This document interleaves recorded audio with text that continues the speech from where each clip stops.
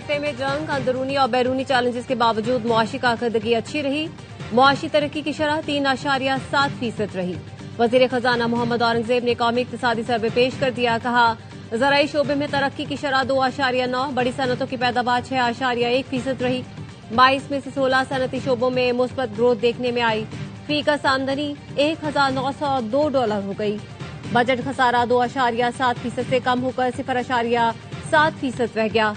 Current account surplus $72 million रहा। कर्जों पर सूद की अदायगी में 23% कमी आई। सीमेंट की तलब में 10, खाद की तलब में 17% इजाफा रिकॉर्ड किया गया।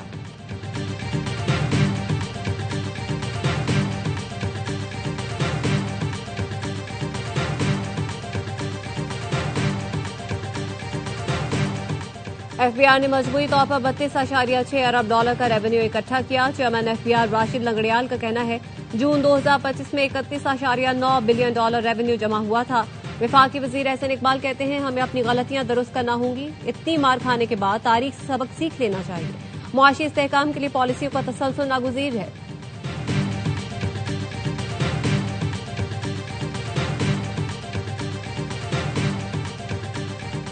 ARY न्यूज की खुसूसी बजट ट्रांसमिशन साबिक गवर्नर सिंध मोहम्मद जुबैर ने कहा, शहबाज शरीफ हुकूमत ये नहीं कह सकती कि उन्हें मुआशी इस्लाहात का मौका नहीं मिला। मौजूदा हुकूमत को इत्तेहादियों की मुकम्मल सपोर्ट है। हुकूमत कहती है मईशत बेहतर हो गई। ये कैसी बेहतरी है जिसके समरात अवाम तक नहीं पहुंच रहे। बेरोजगारी और महंगाई बढ़ती ही जा रही है। वजीर मुमलिकत हुज़ैफा रहमान कहते हैं, ये बात बिल्कुल गलत है कि मुल्क में हाइब्रिड निजाम है। मौजूदा हुकूमत में ऑपोजिशन से भी राय ली जाती है। मुस्बत आरा को सराहा जाता है। इस्लाहात ऐसे नहीं आ सकती, मुश्किल फैसले भी करना पड़ते हैं।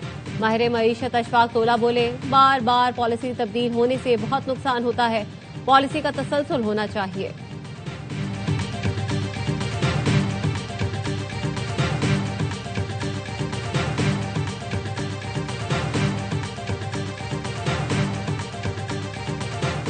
वफाकी बजट कल पेश किया जाएगा। वजीर आजम शहबाज शरीफ ने काबीना इजलास कल तलब कर लिया। इजलास दोपहर 2:30 बजे पार्लियामेंट हाउस में होगा। बजट दस्तावेजात की मंजूरी दी जाएगी। आर्मी एविएशन हेलीकॉप्टर हादसे के शहदा की नमाज जनाजा मुजफ्फराबाद में अदा कर दी गई। काम मुकाम सदर, वजीर आजम आजाद कश्मीर, कोर कमांडर, आला सिविल और अस्करी हुकाम और शहरियों की बड़ी तादाद शरीक हुई। पाक फौज के चाक चौबंद दस्ते ने शहदा को सलामी पेश की। शहदा के जस्ते खाकी आबाई इलाकों को रवाना कर दिए गए।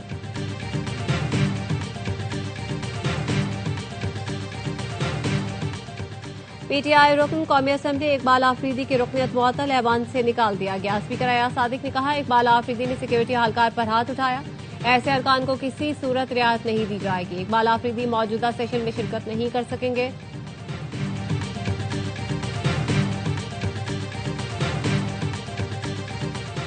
वजीर इत्तलात अता तारण कौमी असम्बली में न्यूज चैनल्स की आवाज बन गए। इलेक्ट्रॉनिक मीडिया को बचाने और तरक्की के लिए इकदाम का मुतालबा कर दिया। कहा, इलेक्ट्रॉनिक मीडिया ने जिम्मेदाराना सहाफत को फरोग दिया। न्यूज चैनल्स तमाम ज़ाब्ता इखलाक पर अमल करते हैं, टैक्स देते हैं, तमाम रेगुलेटरी इदारों को जवाबदेह हैं। इलेक्ट्रॉनिक मीडिया खत्म हुआ तो ऐसी जगह चले जाएंगे जहां कोई कोड ऑफ कंडक्ट नहीं।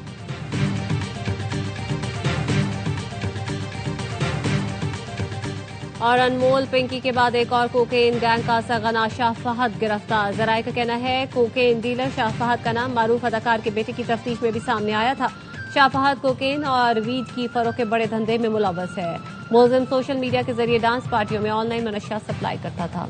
पाकिस्तान ने आजाद कश्मीर से मुतालिक भारतीय बयानात मुस्तरद कर दिए। तर्जुमान दफ्तर खारजा का कहना है, मकबूजा कश्मीर में बुनियादी हुकूक पामाल करने वाले भारत का बयानिया बेबुनियाद है। आजाद कश्मीर के मसाइल को जमहूरी और आईनी ढांचे में रहकर तय किया जा रहा है। भारत की स्ट्रेटेजिक सलाहियतों में इजाफे पर नजर है। पानी रोकने का कोई भी अमल इक़दाम जंग के मुतरादिफ होगा। 9 जून को अफगानिस्तान में जवाबी कार्रवाई की, अहदाफ को निशाना बनाया। दहशतगर्दों के खिलाफ कार्रवाइयां जारी रखेंगे। मशरिक़ वस्ता की सूरत हाल पर नाउमीद नहीं, सालिस को उम्मीद का दामन नहीं छोड़ना चाहिए। माजी में भी क़याम अमन की कोशिशें और दुश्मनी साथ साथ चलती रही हैं।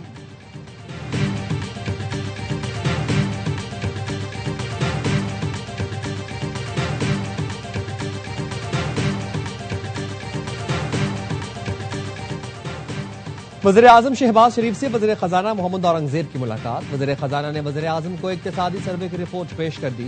कौमी इक्तिसादी सर्वे आज पेश किया जाएगा। रवा माली साल मईशत कैसी रही, ARY न्यूज ने इक्तिसादी सर्वे की तफसीलात हासिल कर ली। जीडीपी 4.25% के करीब पहुंच गई। ज़राई पैदावार का हदफ हासिल न हो सका। छोटी बड़ी सनतें और मैन्युफैक्चरिंग सेक्टर में जबरदस्त तेजी। दस्तावेज के मुताबिक ज़राई शोबे की तरक्की का हदफ 4.5% था। इस वक्त तरक्की की शरह 2.8% है। बरामदात में कोई खास बेहतरी न आ सकी। बिजली, गैस और फराहमी आब में मईशत पीछे चली गई।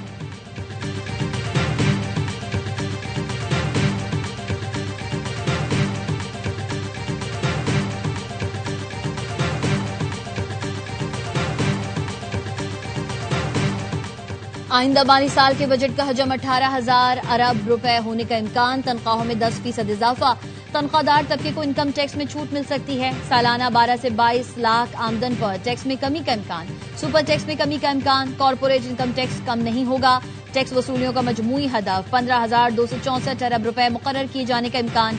बजट में पेट्रोलियम मसनूआत पर क्लाइमेट लेवी 2.5 रुपए से बढ़ाकर 5 रुपए फी लीटर करने की तजवीज। जराये का कहना है बजट में मेकअप का सामान, सुर्खी पाउडर, मस्कारा, शैम्पू और साबुन सस्ते होने का इम्कान। इलेक्ट्रिक व्हीकल, हाइब्रिड और प्लग इन हाइब्रिड गाड़ियां महंगी हो सकती हैं।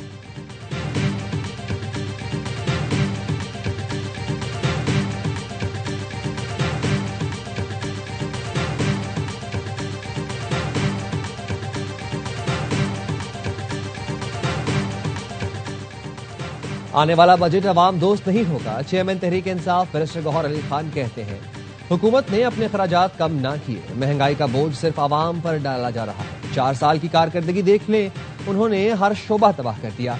पीटीआई अरकान के कौमी असेंबली इजलास से वॉकआउट। कहा बानी पीटीआई से हमारी मुलाकात नहीं कराई जा रही। पार्लियामेंट में रहना है या नहीं, मुश्तरका पार्लिमानी पार्टी इजलास में फैसला करेंगे।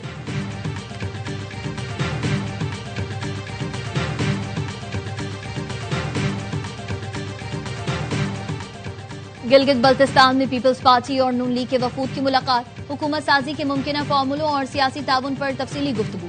पीपी वक्त में नैयर बुखारी, कमर जमान कायरा, शर्जिल नाम मेमन और नासिर शाह। नून लीग की जानिब से वफाकी वजीर अमीर मकाम और हफीजुर रहमान ने शिरकत की। दोनों वफूद ने हुकूमत साजी की तजवीज मरकजी क़यादत के सामने रखने का फैसला किया। पीपी वक्त ने कहा हुकूमत साजी के फैसले जमहूरी उसूलों और अवामी मफाद में होंगे।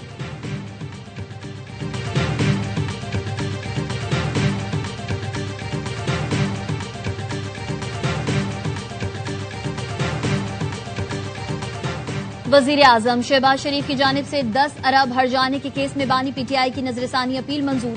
सुप्रीम कोर्ट ने बानी पीटीआई का हक दिफा बहाल कर दिया। ट्रायल कोर्ट और हाई कोर्ट का फैसला कलअदम करार दे दिया। हक दिफा का मामला ट्रायल कोर्ट को वापस भिजवा दिया। जस्टिस आयशा मलिक ने मुख्तसर फैसला पढ़कर सुनाया। 2-1 की अक्सरियत से फैसला सुनाया गया।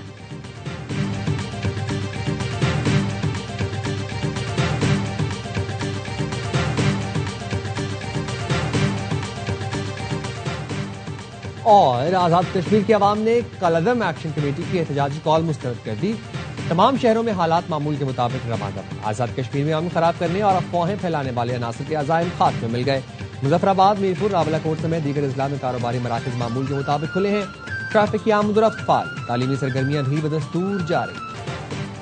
अमेरिका और ईरान के फिर एक दूसरे पर हमले। अमेरिकी हमलों के बाद ईरान ने उर्दन, बहरीन और कुवैत में अमेरिकी अहदाफ को निशाना बनाया। आपने हरमुज मुकम्मल बंद करने का दावा।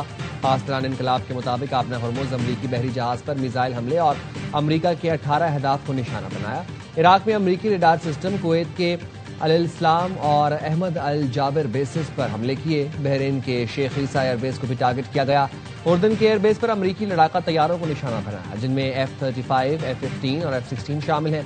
खातिमुल अंबिया हेडक्वार्टर के तर्जुमान का कहना है आपने हरमुज से गुजरने की कोशिश करेगा, उसे निशाना बनाया जाएगा।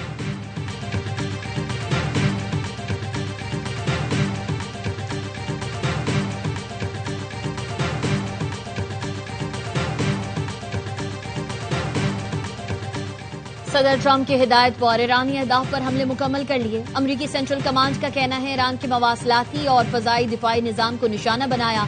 तिजारती जहाजों के लिए खतरा बनने वाले ईरानी अहदाफ पर बमबारी की। ईरान की बिला जवाब और मुसलसल जाहिरियत के जवाब में हमले किए। खित्ते में अमरीकी अफवाज चौकस और तैयार है। अबनाए हरमुज बंद करने का ईरानी दावा मुस्तरद कर दिया। तर्जुमान सेंटकॉम के मुताबिक अबनाए हरमुज में तिजारती जहाजों की आमदोरफ्त जारी है।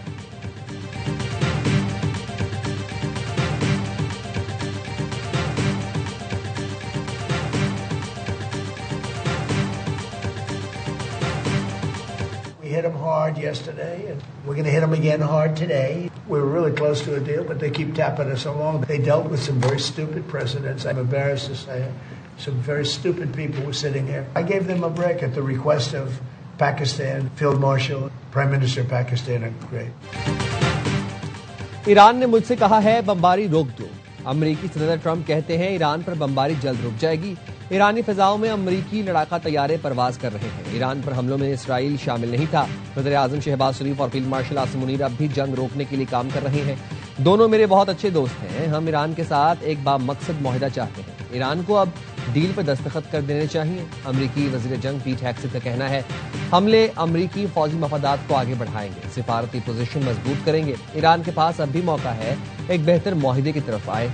अमेरिका नई जंग नहीं शुरू करना चाहता।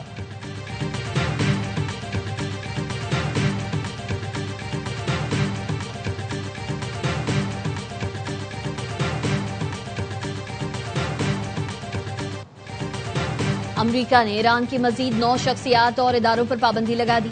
अमेरिकी महकमा खजाना का कहना है पाबंदियां ईरानी वजारत दिफा, पासदारान इनकलाब और ईरानी अफवाज को असलहा खरीदारी में मुआवनत पर लगाई गई हैं। इक़दाम का मकसद ईरान पर ज्यादा से ज्यादा दबाव डालना है ताकि ईरान की माली सरगर्मियों को महदूद किया जा सके। मशरिक़ वस्ता में कशीदगी बढ़ने के बायस बैनुल अक़वामी मार्केट्स में खाम तेल की कीमतों में इजाफा। ब्रेंट खाम 1.15% इजाफे के साथ $94.16 फी बैरल पर ट्रेड कर रहा है। अमरीकी वेस्ट टेक्सास 1.25% इजाफे से $91.15 फी बैरल हो गया।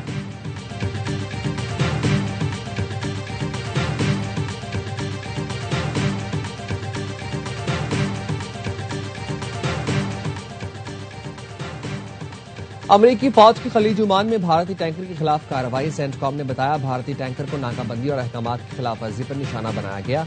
भारतीय टैंकर में केमिकल था जिसे अमेरिकी जंगी जहाजों ने निशाना बनाया। भारतीय टैंकर पर हमले के 21 अफराद को बचा लिया गया, 3 लापता हैं। रॉयटर्स के मुताबिक भारत ने बुहरा ओमान में ऑयल टैंकर हमले पर अमेरिकी मिशन के नायब सरबराह को तलब कर लिया। अमेरिकी हमले के खिलाफ शदीद एहतजाज रिकॉर्ड कराया। मुतासरा ऑयल टैंकर के मजमूई तौर पर 28 अफराद के हमले में से 24 भारतीय शहरी थे।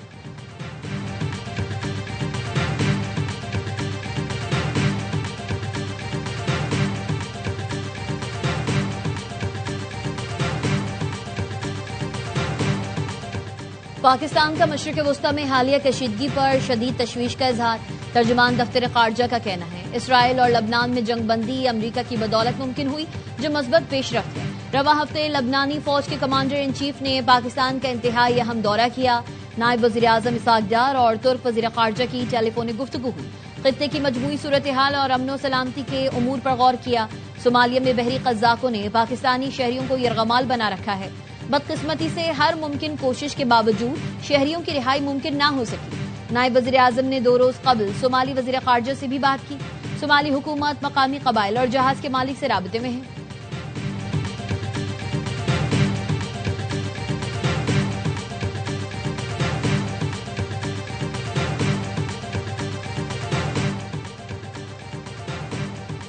सिविल और अस्करी क़यादत की कामयाब सिफारतकारी पाकिस्तान आलमी मंजरनामे में नुमाया। पाक अमरीका ताल्लुकात नई बुलंदियों पर पहुंच गए। दुनिया फील्ड मार्शल सैयद आसिम मुनीर की कामयाब डिप्लोमेसी की मौतरफ। अमरीकी जरीदे फॉरेन पॉलिसी ने लिखा ईरान अमरीका जंगबंदी और खित्ते के दीगर अहम मामलात में फाल किरदार के बायस पाकिस्तान मोतबर ताकत के तौर पर उभर रहा है। सिर्फ 2 साल पहले तक भी अमरीका और ईरान के दरमियान अमन मुज़ाकरात में पाकिस्तान का किरदार नाकाबिले तसव्वुर था। फील्ड मार्शल सैयद आसिम मुनीर ने वाशिंगटन में पाकिस्तान के साथ मजबूत और सिफारती हैसियत मौसर बनाई। सैयद आसिम मुनीर ट्रंप से रबाबत और ईरानी साजिशी समेत पाकिस्तान की सिफारती हिकमत अमली के मरकजी किरदार बनकर उभरे। खुद को ताकत के मरकज के तौर पर मनवाया। ट्रंप ने उन्हें मेरा पसंदीदा फील्ड मार्शल करार दिया।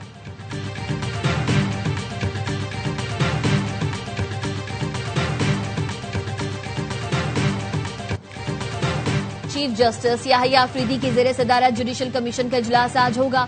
कमीशन रूल्स की मंजूरी का इम्कान। सुप्रीम जुडिशल काउंसिल का इजलास भी आज होगा। जजेस के खिलाफ शिकायत का जायजा लिया जाएगा।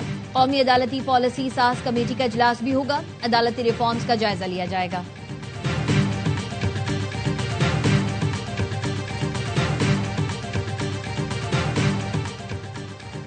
वज़ीर आज़म और MQM वफ्द के दरमियान आज अहम मुलाकात का इम्कान। ज़राए के मुताबिक मुलाकात से कबल MQM वफ्द ने हुकूमती टीम से अहम मुशावरत की। इसहाक डार, राना सनाउल्लाह, खालिद मकबूल, फारूक सत्तार, अमीनुल हक और दीगर शरीक हुए। MQM क़यादत ने बजट से मुतालिक तजवीज़ करदा शैडो बजट हुकूमती टीम के हवाले किया।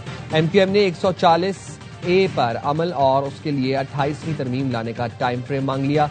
MQM ने दूसरा मुतालबा सिंध की गवर्नरशिप की वापसी का रख दिया। कहा, सिंध की गवर्नरशिप हमारी डेडलाइन है, उस पर वज़ीर आज़म फैसला करें। कराची और हैदराबाद के लिए स्पेशल तरक्याती पैकेज की मंजूरी दी जाए। NFC से बराह रास्त कराची को 300 अरब दिए जाए।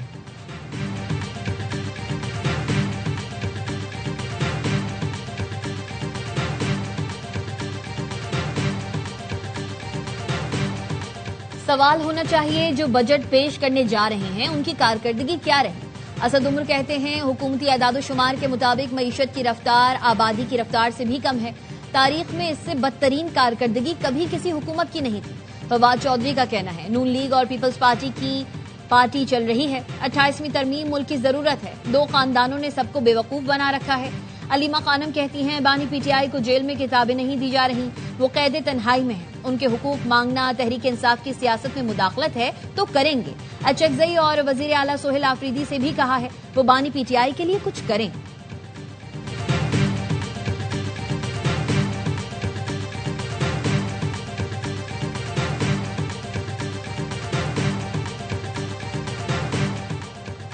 कार्बन के खराज में पाकिस्तान का हिस्सा महज 1% है। पाकिस्तान हालिया बरसों में 2 तबाहकुन सैलाबों का सामना कर चुका है। वज़ीर इत्तलात अता तारड़ कहते हैं, मौसमियाती तब्दीली के असरात हर शोबे को मुतासर कर रहे हैं।